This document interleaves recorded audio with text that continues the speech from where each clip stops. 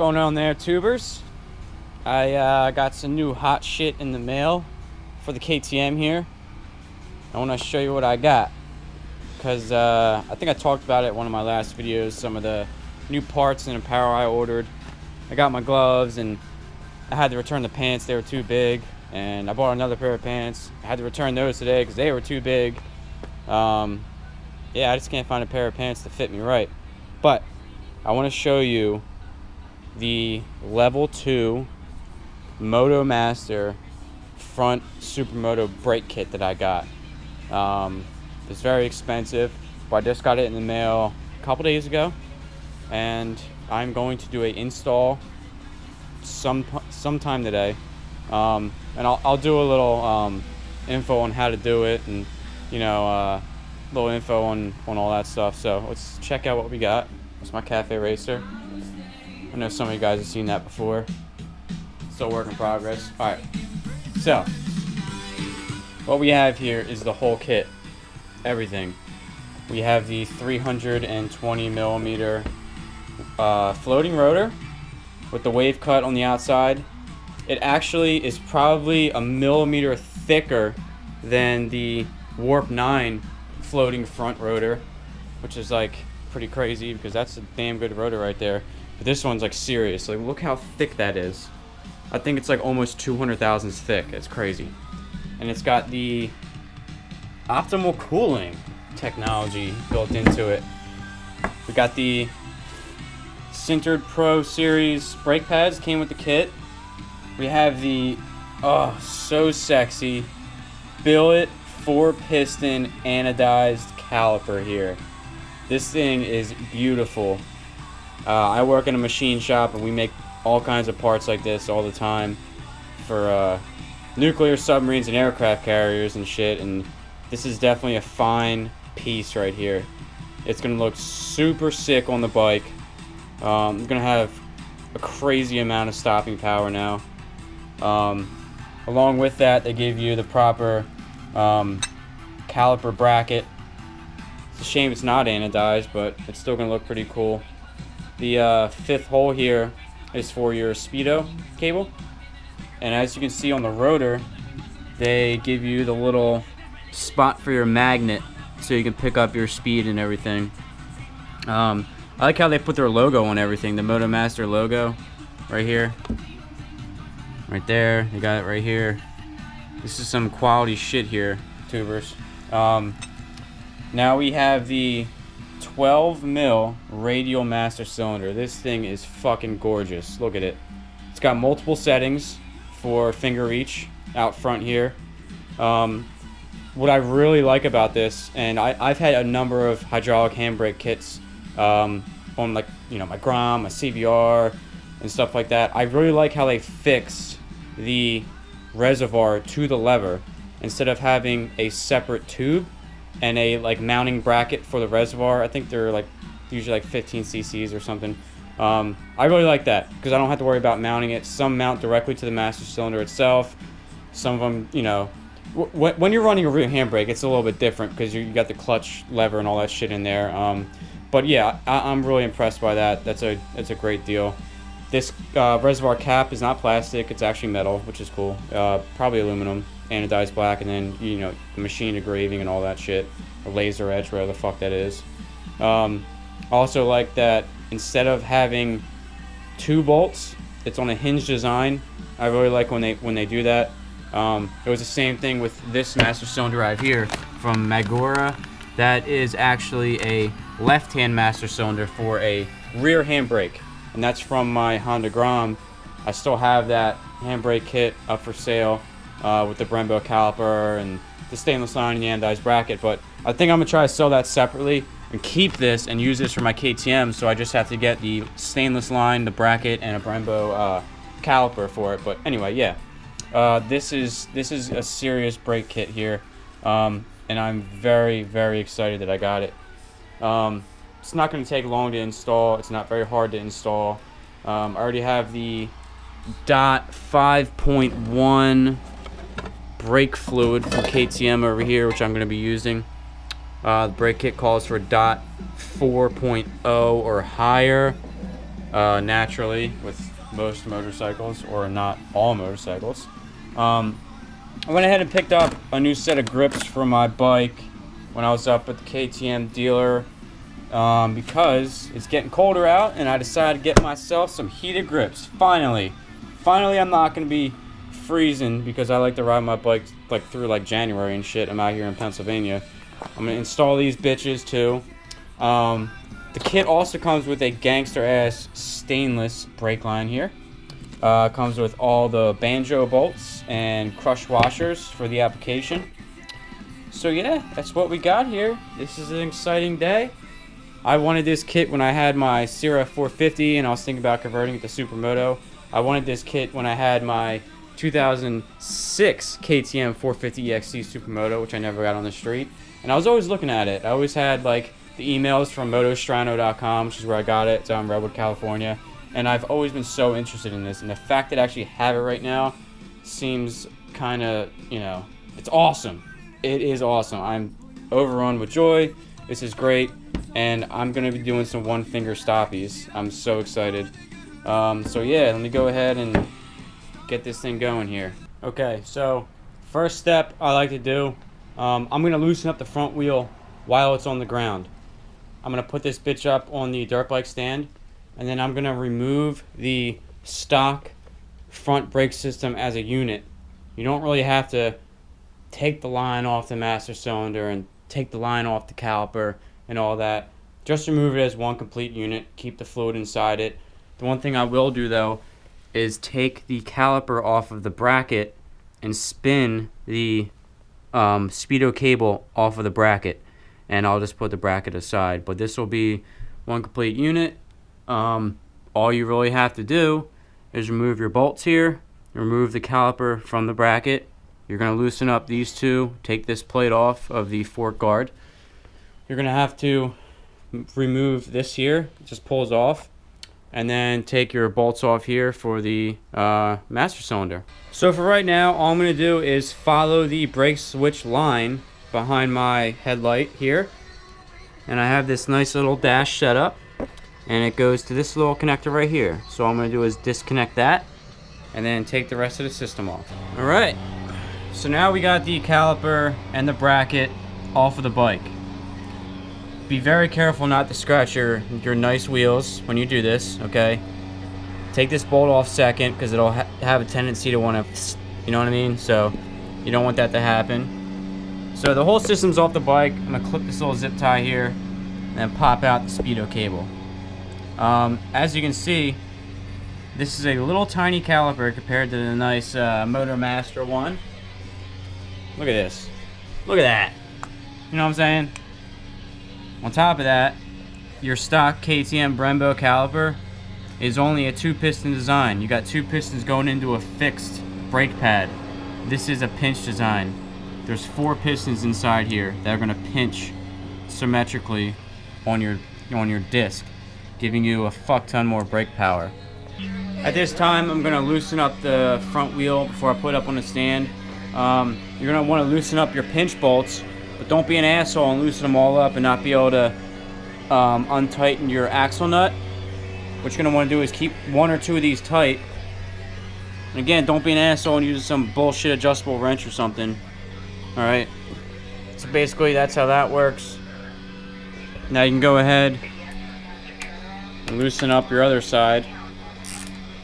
Now everything's nice and loose. You can hoist the bike up, take the front wheel off so the rotor can get installed. Alright, front wheel's off. I'm going to go ahead and dismount the warp rotor. We got the 8mm bolts here. Always use Loctite on your brake components, okay? It's very important. You don't want that shit coming loose. You don't have to be double checking your bolts when you ride. It's just a safety precaution. You're also going to want to use them on your caliper bracket per the instructions. I actually have a nice little complimentary tube left over from my Warp 9 order. They're going to be a little tough to get off. Use a breaker bar so you're not using a little short dick wrench. You're going to slice your fucking fingers off on the sharp rotor. So, alright. Now once your rotor is off, you're going to want to clean the surface of your hub. give it a quick visual inspection.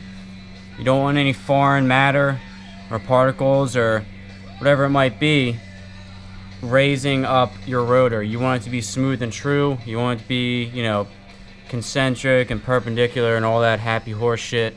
So you're not getting any kind of pulsation or out around this. You want it to be smooth and true as possible. So just keep that in mind. Look at the back side of the rotor. Make sure there's no foreign matter on there. Make sure your hub's nice and clean. And yeah, just give it a nice visual inspection. It's the best way to do it.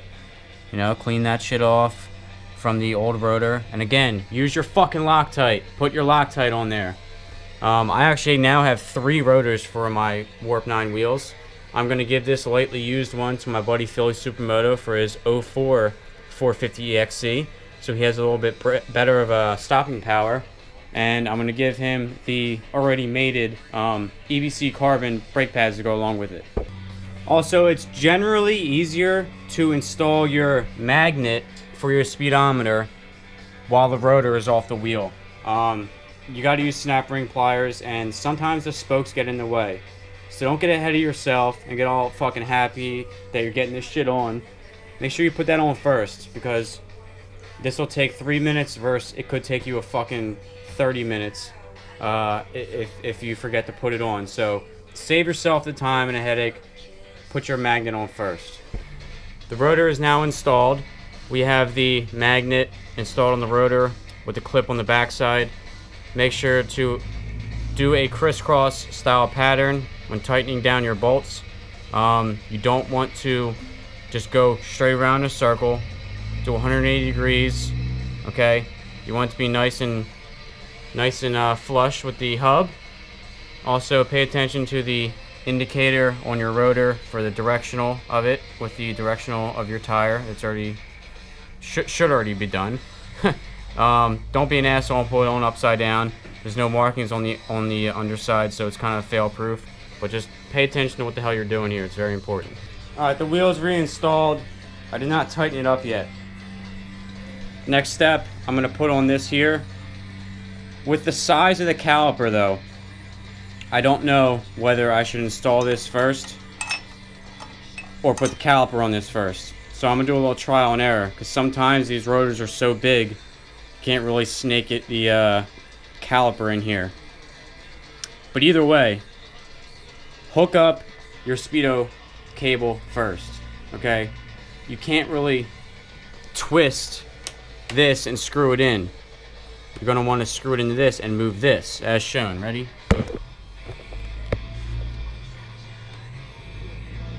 So first off, look and see which ones actually bolt to your fork. I'm assuming it's these two, and that will be for it, but just double check. Just do a quick little check here. So as you can see, that open slot here, the thread, that's where you're going to thread in your Speedo cable. You can't turn it. Okay, you gotta go like this. Boom. Easy as that. Nice flush design here. And now you get your bolts with your Loctite. Install that. But as I said, I don't know yet if the caliper is gonna clear the wheel. Let me do a little trial and error. So I did a quick check. I can put on the bracket and then slip the caliper inside. It does fit. Quick mental note, they give you 2 separate length bolts. They give you a long one and a short one. The long ones are going to be for the adapter, and the shorter ones are going to be for the caliper going onto the adapter. It's brake pad install time. It is pretty easy. You take the hairpin out, you pull this pin out, you drop them in, you redo the process. Make sure, guys, clean your rotor off. Just use some regular acetone, brake parts cleaner, or whatever it might be, because generally these companies will put a rust preservative on it. You don't want that. I mean, it'll fucking wear off, but you know, just fucking clean it. All right. Also, do a quick visual inspection on the underside here to make sure you didn't put your Speedo cable too far in where it's going to hit the rotor or hit your magnet. Alright, just use your eyeballs make sure this bitch goes nice, free, and clear. Alright? Save yourself a headache. Make sure everything's nice and smooth and true. At this point, I like to do a little recap of what I did. I got my rotor on there. My rotor's clean. I got my brake pads in. I got the hairpin in there. I got my Loctite on both mounting points here. I got my Loctite on both the bolts that hold on the caliper. They're nice and tight. The axle's tight and the pinch bolts are tight. The 4 little pinch bolts right here. You do not need to tighten them to fucking bloody hell, okay? They're just pinch bolts. So if you want to refer to your manual, go for it. I like to think I have calibrated torque arms, so I didn't have to do that. But I mean, come on guys, that looks fucking sick. From the rotor to the big ass caliper there, you know that's an aftermarket piece, and it's going to be a serious performance upgrade here. So at this time, I'm going to go ahead and do the brake line and the master cylinder. My front wheel spins freely with no resistance. It's a wicked noise. Now, look at the brake line, how it's set up. Alright? Don't just take my video as specific install steps. I just want this to help you guys, okay? I think, and in this sense, the way it's bent, it's pretty self-explanatory. The short side's going to go towards the bottom, and the upside is going to go ahead and be for your the arch. Your headlight's going to be right here. This is going to reach over to your master cylinder, okay? This one's bent. I'm not sure if the back one is. No, that one's straight. Okay? So just think about what you're doing here. Always refer to the installation instructions that they give you. There might be something that I missed. There might be something that you missed, okay? But you can just look here, and you can see that that little fitting there for the banjo bolt going on the caliper is the straight one. I'm not sure if they give you a portion in a little drawing here that shows you the top side, but I think I have another little diagram somewhere in here. I'll find it. But also, like, look here. Step 6. Check for proper disc to caliper alignment. The brake disc should be positioned exactly in the center of the caliper from top view. So that's another little visual inspection you're going to want to give your bike during the installation process here, just as a precaution, okay?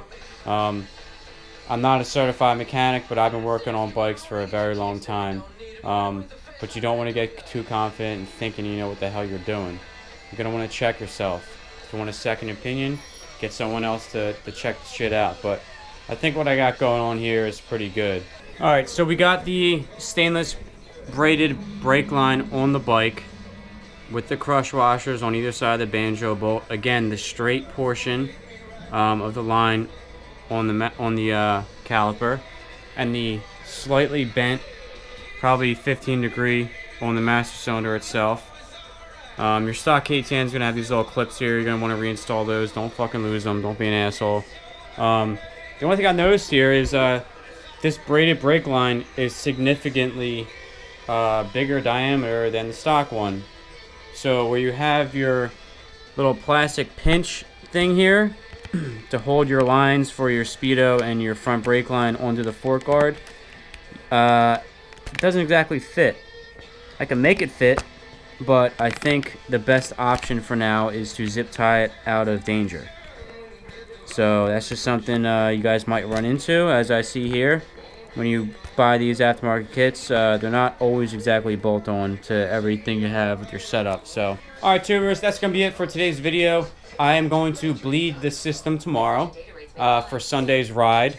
But if you have any questions about my KTM, you can surely leave a comment.